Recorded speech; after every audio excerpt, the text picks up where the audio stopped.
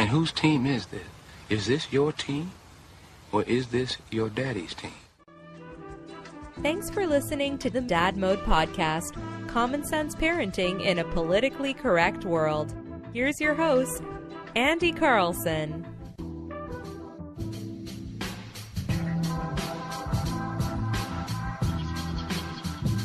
Welcome back to the Dad Mode Podcast, common sense parenting, a politically correct world. I'm your host, Andy Carlson, at Andy Carlson Show on the Twitter machine. I'm a father. I have no idea what I'm doing, but you either they're chiefy, so let's try and learn something together today. Our website is dadmodepod.com. If you tweet us at dadmodepod, or just use the hashtag dadmode to get all up at us today. And welcome in for another Saturday, another little chat about whatever's on our mind in parenting. And this came up to me this week where so I've lost about 50 pounds, about 55 pounds, give or take, because I walk around just a shade under 200 nowadays. But at my heaviest, I was 255. Like I was kind of a big guy. Now I got on the ketogenic diet, and it's a high fat, moderate protein, very low carb diet, and don't want to get into the diatribe of that. But it's worked for me.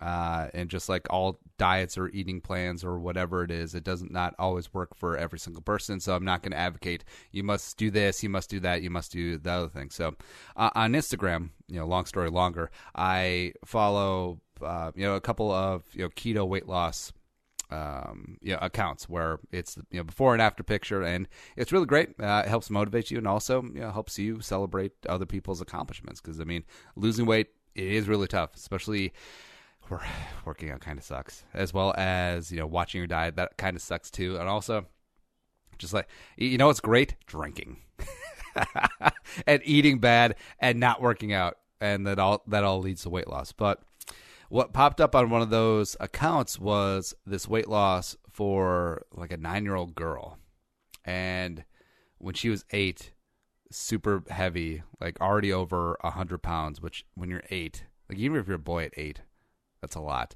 But she lost a significant amount of weight and looks good and looks great. And, the fact that childhood obesity is legit still an epidemic in this country, and there's a number of factors in it, where the cheap access to processed foods and socioeconomic factors, where you have X number of Americans living underneath the poverty line, so that trickles down to the kids, and you can't always afford the healthiest food choices, yada, yada, or have access to them, yada, yada, yada. There's a myriad of reasons why our kids are fat, and also why our kids are going to have a shorter life expectancy than their parents, which is just tragic, right? Because there's nothing worse than seeing your kids out. And you don't want to point it out, because we're also in this very touchy PC world of, like, if you point out that a kid is fat, and then are you bullying the kid? Yeah, I see both sides of that argument there, but parents, we have to try and do our best possible to get the kids into good eating habits, so that they're not stuck with being stuck in a meat suit, which is very unhealthy, and they're going to have a myriad of health issues that impacts their quality of life as they, and also affects the length of their life, frankly, as they go on through adulthood, because it is really tough to break some of those habits, where if you grew up loving this kind of food, sugar-packed, processed, very bad for you, it does affect your tastes as an adult. Like, it's hard to make a full stop from Doritos and Little Caesars and soda every single day, every single meal, to all of a sudden, oh, we're having some chicken breast and broccoli. Yeah, a little bit of coconut oil on there for some flavor, and get your macros on point, right? So all you can really do is,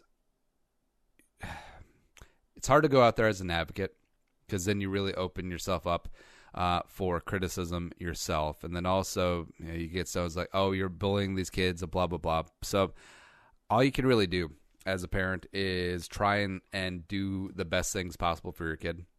And, we're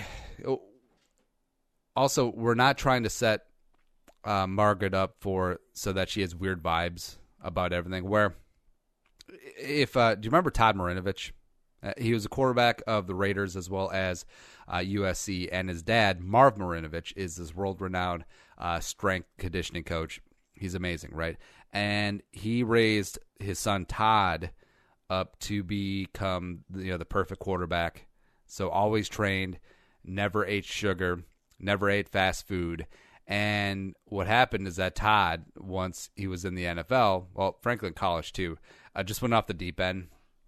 He got into drugs, and maybe he was predisposed to that to begin with. But I feel like if you have a very strict household and you deprive kids of anything, whether it be deprive them of fun, whether deprive them of the occasional sugary treat or fast food, as soon as they're 18 and they're out from underneath your roof, like that kid's gonna be eating Jack in the Box and McDonald's like 17 meals a day. Right, that's just really how it goes. Where it's the same thing as like the preacher's daughter, where the preacher's daughter being raised with a different set of standards, and all of a sudden,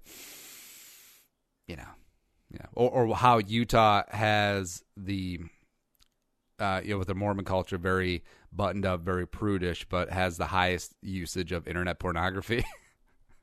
Where if you try to repress something, it will just morph into something else because there will be a weird energy around it. So, we're not doing the thing where Margaret can never have candy, can never have fruit snacks, can never have, McDonald's chicken nuggets or ice cream. It's not anything like that. But just having that be a very small portion of the diet, I do think is smart. And, we're still working through trying to get her onto vegetables. Like, she likes peas, she likes carrots, but the green cruciferous, there we go, vegetables like broccoli. She ain't about that life yet. But you just keep putting it in front of her, keep trying to work that options, and also, give incentives too. Where it's like, hey, if you have a bite of broccoli today, then we can watch an episode of Cookie Fan, or Cookie Swirl Seas, she calls it Cookie Fan. Or we can watch Toy Story, or we can do whatever. So and you see this with parents and kids too, because it can be really frustrating where kids are naturally picky eaters. Where I want to know what it's like to have like Inuit children, where all you have is seal meat, whale blubber, and just like red meat. It's like, the kid's not jonesing for goldfish crackers because he ain't got nothing. Kids eating meat, kids eating fat, kids eating primal. But yeah, I digress there. But if you want, if you're worried about your air quality, imagine if your phone was the same as it was in the 1940s, exact same technology. That's what it is right now with your air filters. Because the last time there was a big change was the 40s, World War II, basically. Molecule introduces a breakthrough science that is finally capable of destroying air pollutants at a molecular level. Molecule's PECO, P-E-C-O technology goes beyond HEPA filtration to not just capture but destroy the full spectrum of indoor air pollutants, including those 1,000 times smaller than a HEPA filter can trap. That's right. Plus, if you got allergies, especially if kids got allergies, it's kind of sad. But one customer even said after they switched to Molecule, they were able to breathe through her nose for the first time in 15 years. How amazing is that? And Molecule's technology has been personally effective and verified by science. Most importantly, it's been tested by real people, just like you, just like me. Molecule has already helped allergy and asthma sufferers around the country better cope with their conditions and significantly reduce their symptoms. And here you go. For $75 off your first order, visit molecule.com, MOLEKULE.com, and enter Dad Mode at checkout. Save yourself $75 off. Again, molecule.com, molecule with a K, promo code Dad Mode. So for parents, it is really easy to fall into the trap of, okay, well, the kid won't eat this, so we'll just give them X, Y, Z, and it'll make them shut up about it. Where they'll give them the fruit snacks that are full of sugar, or the applesauce that is full of artificial sweeteners, or just give them plain buttered noodles, or we'll give them the chicken nuggets. And I fully understand that. I've been there too. So there is a balance though, where we try to limit Margaret's sugar intake because it's really easy to pile up.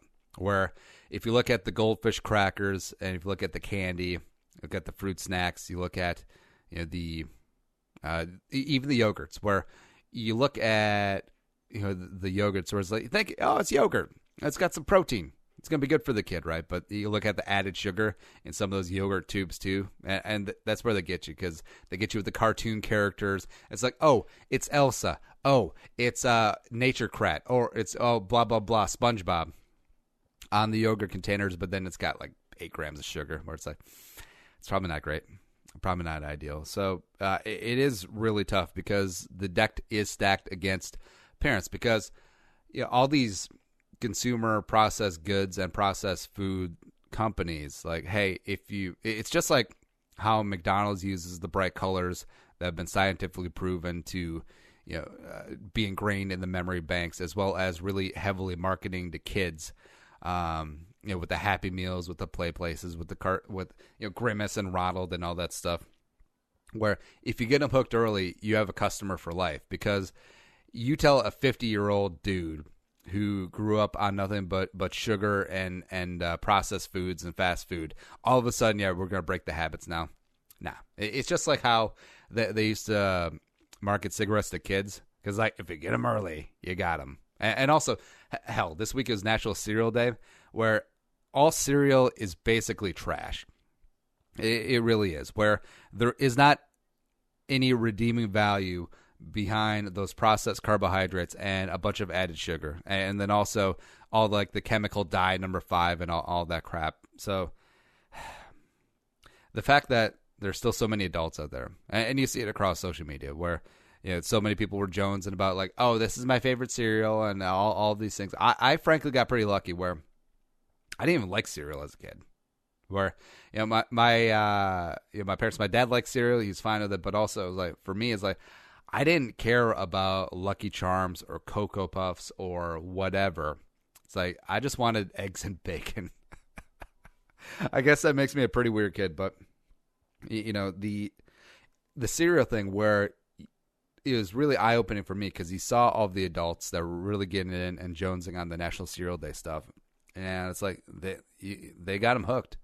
General Mills, Post, or whatever the big cereal companies are, like, they got them early, and they have a customer for life. And I would prefer that our kids aren't beholden to these sugary, carby, terrible for you food industry things. And same thing with fast foods. Like, I'm sure you have friends, or hell, maybe you are this person, where you can drive through X number of times a day, X number of times a week, and that is all not great.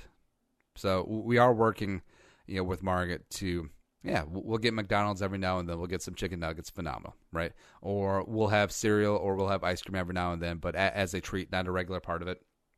Although we're going to eat the hell out of some ice cream this summer, because we've been putting up the winter for so long, it's not great. Yeah. But also, it's like, there's a lot of fun in the experience of just like cooking for yourself, because that generally is going to be healthier, as you do get to pick out your own ingredients. And also, the kids, they seem to dig it. Like, when we're cooking, Margaret likes to help out wherever she can. So that whether it be like picking out vegetables or washing vegetables and, stirring things, she really likes doing that. So that's one of the ways that we're just trying to get her more involved and let her know that, eating healthy, like, it can still be really good. Also, it doesn't have to be punishment. And also, it can be just like spending time with your family together. So that's the way that we're going after it. I know that's an uphill struggle, but just get after it, even though it's so easy just to give the kids sugar and tell them to shut up. But not going to be best for them long term. So that's our thoughts for today. And if you enjoy the Dad Mode podcast, tell a friend, spread the word. Show's available on iTunes, Stitcher, iHeartRadio. And follow me on Twitter at Andy Carlson Show. Follow the show at Dad Mode Pod. And the website, as always, dadmodepod.com. But until next time, be a man, be a father, go Dad Mode. And we'll smell you later. Think the episode you just heard is worth $1? Well, send it our way. Visit dadmodepod.com/support to find out how. Be a man, be a father. Go Dad Mode.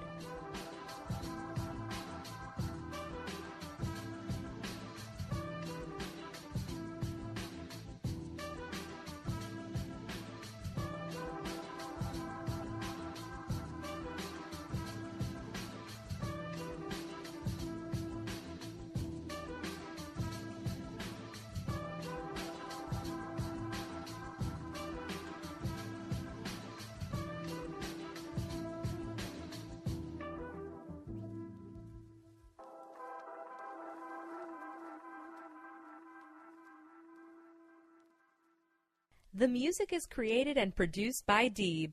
To hear more of his tracks, visit soundcloud.com/Deeb.